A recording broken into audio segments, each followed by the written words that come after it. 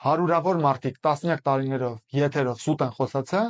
եւ այդ սուտը հանդուրժվել է։ Եթե ես լինեմ իշխանություն,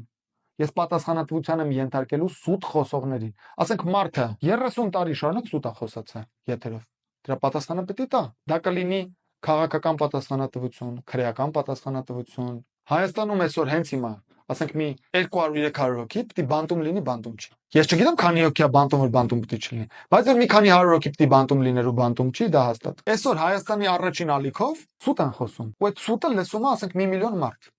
Ու դա նորմալ է։ Մենք սուտը հանդուրժելուց ենք այսօրին հասել։ Ինչ աստիճան է սուտը խորացել, որ ճիշտ բանը ասում ես, մարդիկ սկսում են անհարմար իրեն զգալ։ Մարդուն ասում ես, ախպեր, դու թոշակառու ես, ու դու չես աշխատում, բայց դու առողջ ես։ Դու դիակից ոչ իմանով չես տարբեր։ Ճշմարտությունա, չէ՞։ Վատ է ազգում մարդը ճշմարտություն։ Ասում են դիակը դու ես։ Այ ես էլ որ քո նմանն եմ, ես էլ դիակ կլինեմ էլի։